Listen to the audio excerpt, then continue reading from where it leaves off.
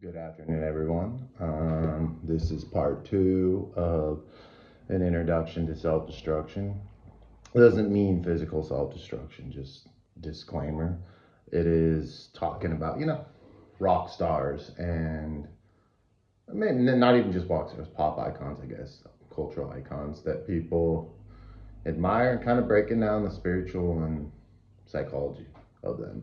So today we are going to talk about, let me not put my hand over my face, Marshall Roner, one of the greatest guitar players that's not so well known. So a little back history. So Marshall Roner, he started off in a very young age, a band called Jimmy and the Mustangs. They were kind of like a rockabilly, I guess like a second wave rockabilly in the late 70s, early 80s. They were like in the lines of X and the Stray Cats. So he started off playing guitar with them. And I know that he did some stuff with E.G. Daily. He was in a music video. We know her from the voice of Tommy Pickles, all those characters. So he did some music with her, which is not listed. I found this out from sources. And he's in that video. What is it? Is Anybody Home? Very good. She's obviously a very good artist. I respect her. So after Jimmy and the Mustangs, there was a guy, and I could, this isn't exactly quite chronological, but there was a really good blues player, someone I'll talk about later, called Hollywood Fats. And he was a obese guy who had a drug problem again. And they were in a band called Dino's Revenge. I don't think they ever actually released any albums because he was involved in all these kind of side blues groups. And I'm not sure how short-lived. I've never even actually been able to find material. I've just read about it. But I do know I own everything that I can access by Marshall Roner. And then after that, he went to the band The Cruzados. The Cruzados, I think they only put out 2 albums. So you would know the singer of the Cruzados, he was in the band like a kind of early surfish rock, maybe even rockabilly band called The Plugs. Did a lot of movie soundtrack. So Tito La Rivera, however you say his name, you would know him from Dusk Till Dawn. He was the guy that played like the zombie band. He's in like a lot of Quentin Tarantino movies. He was an actor too. He was just in a lot of like small roles, but he had an excellent band called the Cruzados. And his, Marshall Roner's work in there was just insane. Just, you'd have to check out, I think it's Live at the Ritz, and see. He just was an absolutely fabulous guitar player. And then I think both time simultaneously he was also in the band TSOL. So TSOL is a Southern California punk band formed in like 80, or sorry, no, I think it was 79. Jack Grissom, Ron Emery, Todd Barnes, Mike Roach. Well, after the original singer left the band for another band called Tender Fury, his brother-in-law, Joe Wood, they had a version of TSOL. There was a lot of battles with that. I'm not going to get into that. So on the album, they released Change Today, Revenge, and the next one was Hit and Run with, all original members except the drummer, the drummer was Mitch Dean at the time, and Joe Wood as the singer. So their final album under TSOL was Strange Love, and that one had Marshall Roner in it, and that was a fantastic album. It got a lot of hate because of they were having legal battles with the name, and they're like, it didn't have any of the original members.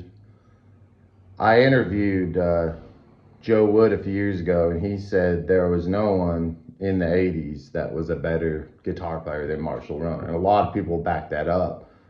In reading Mike Roach's book, the bass player, he's talking about that era of TSOL, and he said Marshall, very good, talented guy, but was just a junkie, like a horrible junkie, heroin junkie. I know he did some music with Jim Brown, whom Jim Brown was basically the blues songwriter singer R.L. Bernstein's like understudy. You know, he was in that movie Black Snake Moan, and he's actually the one playing the guitar, but you know, it shows Samuel L. Jackson doing it. Also, the Cruzados with Marshall Moore were in the beginning of the movie Roadhouse, the original Roadhouse. They played the song "Don't Throw Storms," so the Stones. So they had quite a few hits off of that second album, and I think even the first, which didn't have Marshall Roner. But check out all those bands: TSOL, Strange Love, Jimmy and the Mustangs, kind of all different styles of music, which showed how versatile this guitar player was. His daughter is Lacey Baker. She was like, I think, the first young teenage woman to win X Games mini in skateboard. She's a great skateboarder. But anyway, his indulgent lifestyle caught up to him, and I think it was 2002, at a young age. I think he was like 40, 41. He passed away from complications in Yucca Valley because of AIDS, because of, I imagine, dirty needles or promiscuous lifestyle. There's not much. I've never seen. There's no interviews with him, and I know looking at the picture on the test wall, the back of the album, he just look. You can just see there's some dissonance going on there. Like, he was definitely probably at the height of his addiction, and you can just see turmoil there. I'm not sure. Again, I couldn't tell you.